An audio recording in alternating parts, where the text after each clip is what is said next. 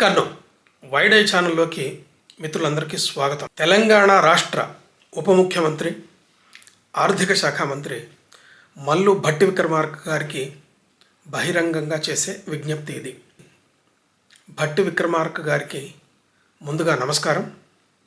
వారు గెలిచినందుకు, మంత్రిగా ప్రమాణ స్వీకారం చేసినందుకు అభినందనలు. మధిర నియోజకవర్గం తరఫు నుంచి అభినందనలు. ఎందుకంటే నేను మధిర నియోజకవర్గానికి చెందినవాడిని, మర్లపాడు గ్రామానికి చెందినవాడిని. అయ్యా భట్టి విక్రమార్క గారు, మీకు నమస్కారం. మీరు త్వరలో బడ్జెట్ ప్రవేశపెడతారు. 2023-24 సంవత్సరానికి సంబంధించి త్వరలో బడ్జెట్ సెషన్ జరగవలసి ఉన్నది. ఈ బడ్జెట్ సెషన్లో మీరు బడ్జెట్ ప్రవేశపెడతారు. ఈ సందర్భంలో మీ దృష్టికి కొన్ని వాస్తవాలు తెలియజేయాలని చెప్పి ఇలా మీ ముందుకు వస్తున్నాను. తెలంగాణ బడ్జెట్ 2014 నుంచి ఇప్పటిదాకా విద్యారంగానికి ఎలా కేటాయించింది, అట్లాగే భారత ప్రభుత్వం విద్యారంగానికి ఎలా కేటాయిస్తూ వచ్చింది ఒకసారి మనం గమనిస్తే కొన్ని వాస్తవాలు మనకు తెలుస్తాయి. తెలంగాణ ప్రభుత్వం విద్యారంగానికి 2014 నుంచి ఎలోకేషన్స్ తగ్గించుకుంటూ వచ్చింది. అదేవిధంగా యూనియన్ బడ్జెట్లో విద్యారంగానికి బడ్జెట్ శాతం పెరుగుతూ వచ్చింది. ఈ వాస్తవాల్ని మీ దృష్టికి తీసుకురావాలని చెప్పి విద్యారంగానికి అవసరమైనటువంటి బడ్జెట్ గురించి మీకు కొంత మనవి చేయాలని చెప్పి ఇలా మీ ముందుకు వస్తున్నాను.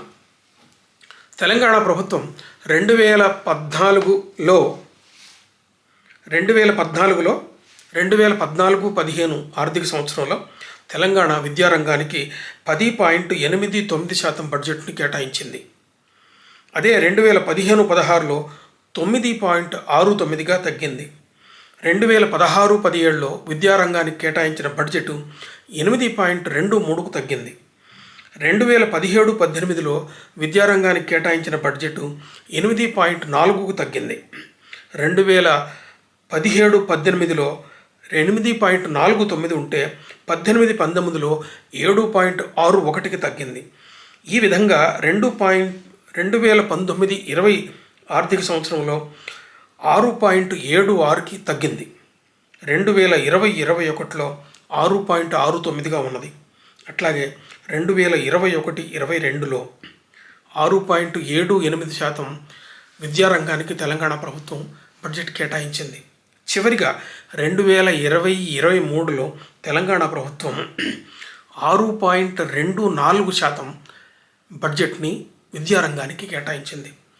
మనం ఒకసారి సమతౌల్యం చేస్తే 2014-15 విద్యా సంవత్సరంలో ఆర్థిక సంవత్సరంలో తెలంగాణ ప్రభుత్వము 10.89% విద్యారంగానికి బడ్జెట్ కేటాయిస్తే చిట్ట చివరిగా 2022-23 వచ్చేసరికి 6.24% మాత్రానికి తగ్గింది. అంటే దాదాపు 12%గా ఉన్నటువంటి 2014-15లో ఉన్న బడ్జెట్ 2022-23 వచ్చేసరికి దాదాపు సగం తగ్గింది. అంటే బడ్జెట్ కేటాయింపు ఇలా జరిగింది. అందుకే ఉన్నత విద్యారంగం కుంటుపడటానికి కారణం ఇది. యూనివర్సిటీలకు బడ్జెట్ లేకపోవడానికి కారణం ఇది. యూనివర్సిటీలకి పోస్టులు నింపలేదు.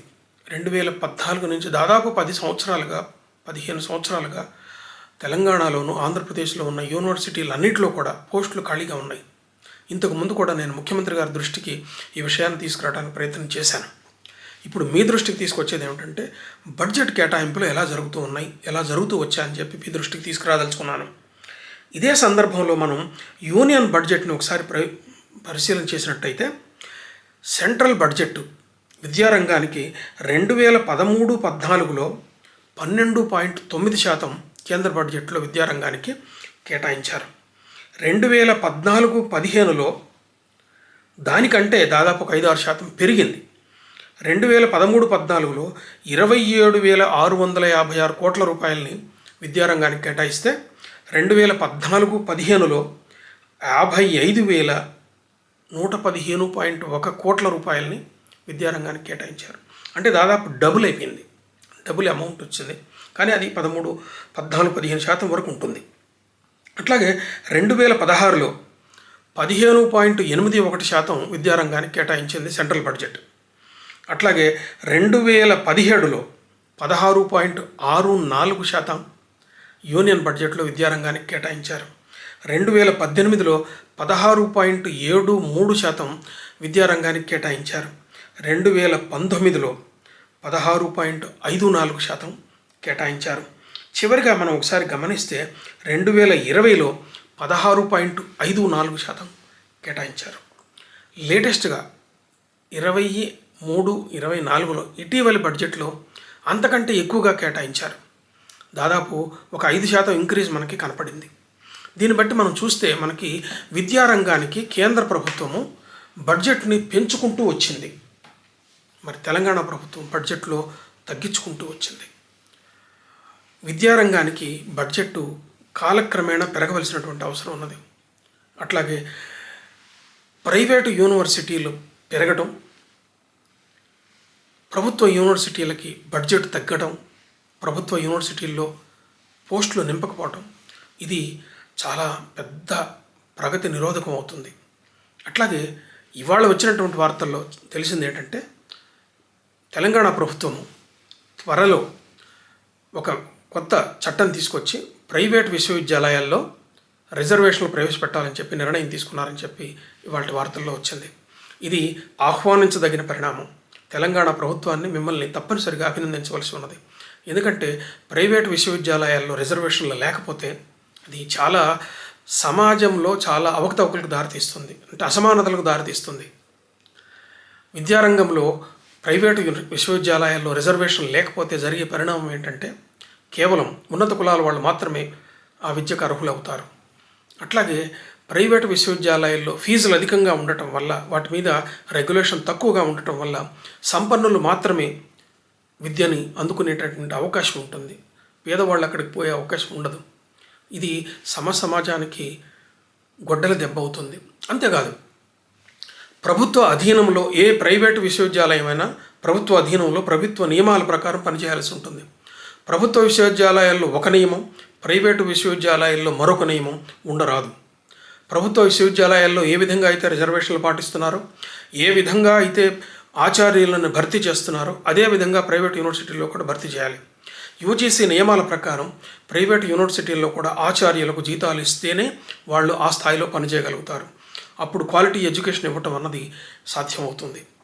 దయచేసి మల్లు భట్టి విక్రమార్క గారికి బహిరంగంగా చేసే విజ్ఞప్తి ఏంటంటే, దయచేసి అతి త్వరలో రాబోతున్న బడ్జెట్ సెషన్లో విద్యారంగానికి కనీసం 2013-14 సంవత్సరాల్లో ఉన్నటువంటి బడ్జెట్నైనా, అంటే 12% బడ్జెట్ అప్పుడు ఉంటే, కనీసం ఈ సంవత్సరం విద్యారంగానికి, ఉన్నత విద్యారంగానికి, విద్యారంగం మొత్తానికి 12% దక్కకుండా బడ్జెట్ ప్రవేశపెట్టాలని చెప్పి మీ ద్వారా ప్రభుత్వానికి నేను మనవి చేస్తూ ఉన్నాను. నేను మధిర నియోజకవర్గానికి చెందినటువంటి వాడిని. ఖమ్మంలో డిగ్రీ చదువుకొని హైదరాబాద్ వచ్చి ఉస్మానియా విశ్వవిద్యాలయంలో చదువుకొని నేను 35 సంవత్సరాలు 3 యూనివర్సిటీల్లో పనిచేశాను. ఉస్మానియా యూనివర్సిటీలో 6 సంవత్సరాలు పార్ట్ టైం లెక్చరర్గా పనిచేశాను. తర్వాత హైదరాబాద్ సెంట్రల్ యూనివర్సిటీలో 12 సంవత్సరాలు పనిచేశాను. ఆ తర్వాత ద్రావిడ యూనివర్సిటీకి వెళ్ళి అక్కడ 15 సంవత్సరాలు ప్రొఫెసర్గా పనిచేశాను. అక్కడ వేరు పరిపాలన బాధ్యతలు నిర్వహించాను. హెడ్గా, డీన్గా పనిచేశాను.